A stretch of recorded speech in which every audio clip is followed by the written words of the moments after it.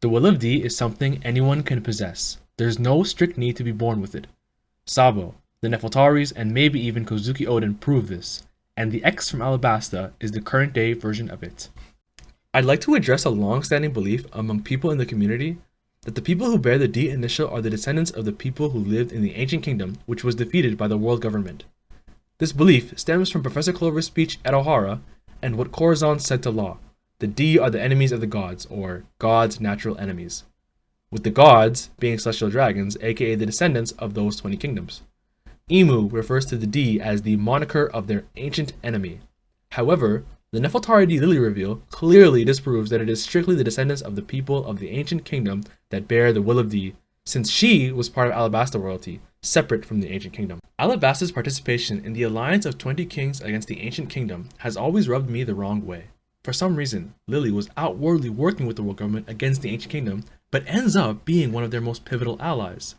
Either way, whether Lily was initially on their side or only joined them later in the conflict, she and Alabasta ended up being a very vital partner to the ancient kingdom by proliferating the poneglyphs and holding on to a very important one, while also passing down a letter to the rulers that would be present when Joy Boy returns.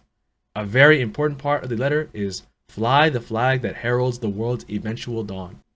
Inherited will is debatably the most important theme in One Piece, that you can live on through the connections you make and the impact you have on people. Lily ensures this happens for her through the letter and the poneglyphs. I also would like to point out here that Kozuki Oden died with a smile on his face, his last stand, holding the Akazaya 9 above his head and ensuring their lives, directly aiding Joy Boy's will. What's important here is that Oden went out smiling, just like those of the Will of D tend to do. I think he could only do this after hearing Joy Boy's story on Laugh Tale. Knowing he went out in the service of his greatest allies 800 years later, he died with a smile on his face. In 1085, the chapter Sabo is told about the Nefeltaris having the D initial. Sabo thinks back to his conversation with Luffy and Ace as kids about the initial, where Luffy tells him he can have one too, jokingly calling him Sa-D-Bo. The next chapter, 1086, the Gorosei say Sabo has a checkered fate, and that there's no other way to explain why he's constantly surrounded by people of the D.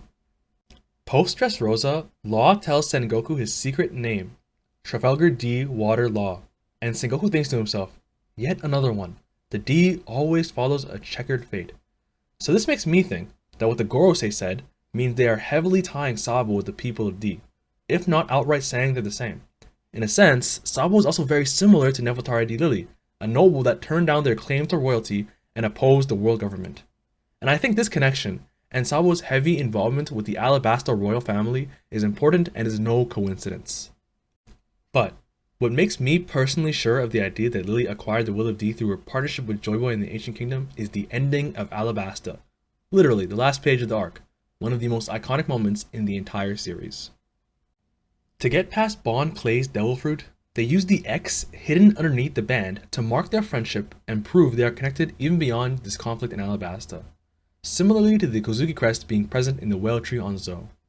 To take this a step further, maybe the D initial is how the Ancient Kingdom and its allies told each other apart from would-be imposters. Most importantly, I think Vivi being the one to receive this proof of friendship from the Straw Hats is not a coincidence, and will reflect Lily gaining the D initial from Joy Boy. The X in the page at the end of Alabasta is overlaid on the Straw Hat flag. Think back to Lily's letter. The two things it mentioned were the poneglyphs and the flag that herald the world's eventual dawn. The X is right on top of that flag on that final page. I think this being the final page of Alabasta, the saga where the poneglyphs and the Will of D are introduced, is no coincidence. I think the X that Oda places over the Straw Hat flag parallels the things in Lily's letter, the Will of D, and the flag that heralds the world's eventual dawn. We know that at the end of the series, Luffy, aka Sun God Nika, will bring the world to its dawn, and his flag will be the flag that will take down the unending winter that the world government has held the world in for 800 years. The giant frozen straw hat in the Holy Land Marijois points to it being important symbolism, even to Imu. To conclude, I think Lily was not born with the D initial, but was given it, which he then secretly passed down through Alabasta's royal family. Kozuki Oden, to our knowledge, wasn't a member of this clan, but remarkably died with a smile on his face, a characteristic of those with the Will of D. Sabo is definitely someone who has inherited the Will of D in the present tense, though not explicitly handed it by someone who knew what they were doing. Vivi is an example of this idea through her secret connection with the Straw Hats, the X marking their fellowship as it was overlaid on the Straw Hat flag on the last page of Alabasta. All this makes me think that the Will of D is something allies of Joy Boy can inherit, meaning you don't have to be born with it. And that's a wrap. Thanks for listening. I'm Yhus, and hopefully you can tell I absolutely love One Piece. Its lore generates so many theories and interesting ideas, and it fills me with emotion to add to this specific part of the space for the first time. Not sure when I'll compile another theory, I just felt strongly about this one. But one of the best parts of One Piece is sharing it with fellow enthusiasts. That's why you can find me breaking down and reviewing each chapter with my friends on the Strawhat Sitdown podcast every Sunday at 12 p.m.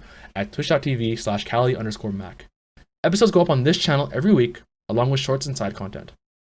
We've been going steady for 2 years now and have been growing steadily as of late. All we want to do is connect with others through our love for the series, so consider catching an episode live on Twitch or checking out our previous episodes and letting us know what you think in the comments. Thanks again for watching. Make sure to like and subscribe for more Strawhat Sitdown.